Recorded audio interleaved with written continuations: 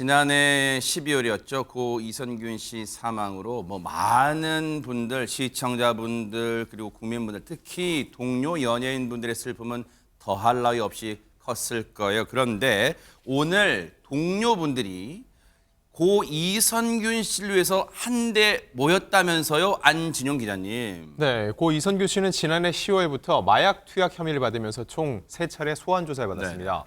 이 과정에서 간이 시약 검사 그리고 정밀 검사에서도 음성이 나오면서 억울함을 호소했었죠. 하지만 계속된 고강도 수사 그리고 언론의 무분별한 보도 속에 결국 지난해 12월 27일 극단적인 선택을 하게 됐는데 오늘 지금 나오는 저 장면입니다.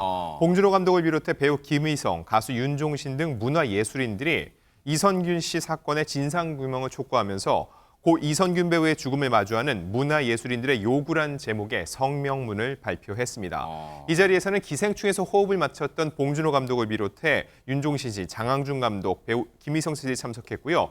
총 26개 문화예술단체 그리고 송강호 씨 등이 참여해서 총 2천여 명의 문화인들이 함께 힘을 모은 성명문을 내게 된 겁니다. 조금 전에 저 동료분들이, 문화예술계 동료분들이 진상규명을 촉구한다는 표현을 썼어요. 어떤 얘기를 구체적으로 했는지 들어보시고 이어가 보도록 하겠습니다. 19시간의 수사가 진행된 세 번째 소환 조사에서 거짓말 탐지기로 진술의 진위를 가려달라는 요청을 남기고 스스로의 삶에 마침표를 찍는 참혹한 선택을 하게 되었다. 지난 2개월여 동안 그에게 가해진 가혹한 인격살인에 대해 우리의 입장을 밝히는 것이 유명을 달리한 동료에 대한 최소한의 도리라 생각하여 세 차례에 걸친 소환 절차 모두 고인의 출석 정보를 공개로 한 점, 소환 당일 고인이 노출되지 않도록 대비하는 그 어떠한 조치도 취하지 않은 점이 과연 적법한 범위 내의 행위인지 명확하게 밝혀줄 것을 요청합니다. 수사당국은 적법 절차에 따라 수사했다는 단 한 문장으로 이 모든 책임에 대해 자유로울 수는 없다고 생각합니다. 대중문화예술인이 대중의 인기에 기반할 수밖에 없다는 점을 이용하여 악의적으로 검증되지 않는 소스를 흘리거나 충분한 취재나 확인 절차 없이 이슈화에만 급급한 일부 유튜버를 포함한 황색 언론들, 이른바 사이버 레카의 병폐에 대해 우리는 언제까지 침묵해야 하는가? 저렇게 문화, 예술, 연예계 동료들이 각자 자신이 준비한 입장문을 읽었는데, 그런데요, 장윤민 변호사님, 이 자리에 계신 분들이 특히 강조했던 부분이 있다면서요. 일단 수사 보안에 정말 문제가 없었는지 확실히 점검하고 예방책까지 내달라는 데 한 목소리를 모았습니다. 뿐만 아니라 수사 당국에 향한 진상 규명, 그리고 언론 미디어의 자석 노력, 문화예술인 보호 관련 법령 제정 등을 요구했는데요. 말씀드렸다시피 봉준호 감독은 수사 과정 중에 문제에 대한 철저한 검증을 요구하기도 했습니다. 고인의 수사에 관한 내부 정보가 최초로 누출됐던 시점부터 사망하는 데 이르기까지 2달여 걸친 기간 동안 경찰의 수사 보안에 한치의 문제도 없었는지 관계자들의 철저한 진상규명 촉구한다, 이렇게 밝혔고요. 또 수사가 진행되는 동안 공보 책임자의 부적법한 언론 대응은 없었는지, 공보 책임자가 아니더라도 수사에 직접 종사하는 사람이 개별적으로 언론을 접촉한 사실은 없는지, 그 과정에서 부적절한 답변이 있지는 않았는지 재점검해달라고 요청했습니다. 그리고 그 결과도 공개해달라고 했는데요. 그래야만 제2, 제3의 피해자를 막을 수 있지 않겠느냐고 또 강조하기도 했습니다.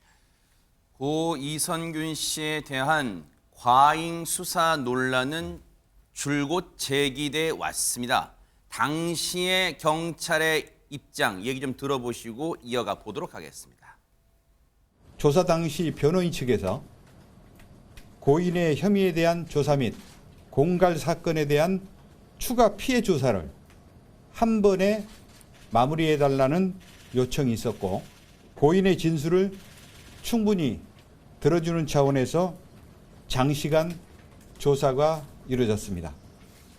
그리고 일부에서 제기한 경찰의 공개 출석 요구나 수사사항 유출은 전혀 없었습니다. 사실 백성문 변호사님, 경찰은 지금 입장을 들어봐도 적법한 절차에 따라 진행된 수사라는 점을 좀 강조를 하고 있어요. 그런데도 사실 아쉬운 부분이 굉장히 많죠. 일단 이 사건 이제 첫 보도 때부터 생각을 해보면 이성균 씨가 일단은 마약을 투약했다라는 그 유흥업소 실장의 진술 외에는 아무 증거 없는 상황에서 이제 언론에 공개가 돼버렸고 네. 실명이 보도가 됐죠. 그리고 일단 논란이 됐던 건 두 가지였는데 하나는 조금 전에 얘기했던 밤샘 조사. 근데 밤샘 조사 같은 경우에는 당사자가 원하면 당사자의 동의를 받아서 밤샘 조사를 할 수 있습니다. 그러니까 그 부분은 모르겠는데 일단은 이제 3차 소환 때 이성균 씨 측 변호인이 비공개 소환을 요청을 했는데 근데 다 아시겠지만 저희가 이성균 씨가 들어오고 다음날 새벽에 나오는 걸 다 확인을 했죠. 네네. 그럼 결국 이제 공개가 돼버린 것인데 이에 관련해서 윤희근 경찰청장 입장에서는 일단 뭐 최근에 지금 유명인들이나 이런 분들에 관련해서 비공개 소환 요구를 받아들이면 그걸 또 언론에서 그럼 가만히 있겠느냐.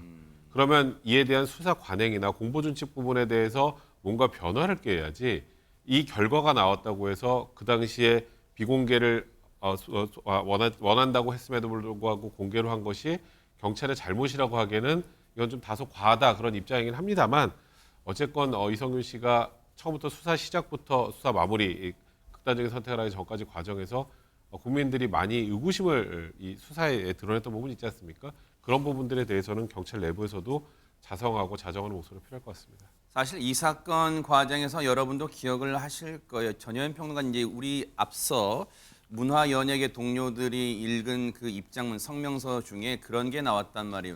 검증되지도 그리고 사실로 확인되지도 않은 내용을 무차별적으로 보도한 이 방송했던 내보냈던 일부 유튜버들 등등등 그런 걸 언급을 했어요. 실제 고 이선균 씨가 극단적 선택을 한 그 전후 즈음에 정말 무차별적으로 많은 내용들이 검증되지도 않은 채 흘러나왔던 것은 주지의 사실입니다. 그렇습니다. 사실 연예인이라는 이유로 과도하게 공인과 관련된 여러 부분이 노출이 되고 심지어 이것을 일부 유튜버들이 장사 속으로 이용하는 게 아니냐는 비판이 나올 수밖에 없는 상황입니다.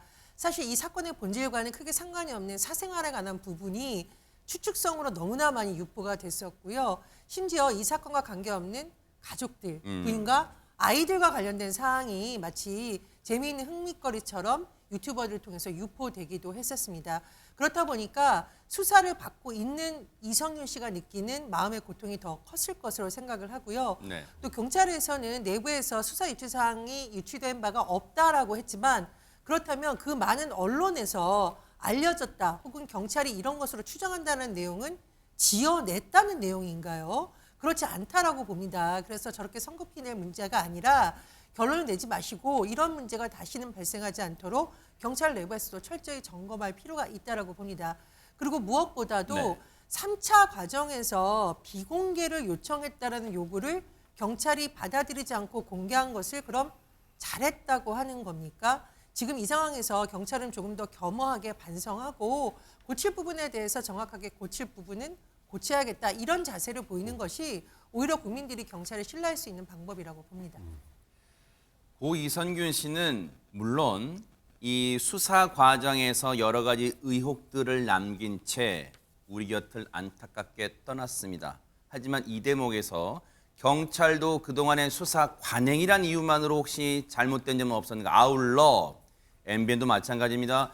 여러 언론들도 보도 행태에 문제점은 없었고 고칠 점은 없는지 다시 한번 돌아보는 계기가 되길 진심으로 바라겠습니다. 고 이선균 씨의 명복을 다시 한번 빌리겠습니다. 보고 계십니까? 대박 사건. 네, 안녕하십니까? 김명준입니다. 여러분과 함께하는 뉴스파이터. 다양한 소식과 뉴스를 보고 싶으시면 화면 오른쪽을 꾹 눌러 구독해 주시길 바랍니다. TV로도 유튜브로도 여러분께 한 발 더 다가가겠습니다. MBN 뉴스와 뉴스파이터를 사랑해 주셔서 고맙습니다.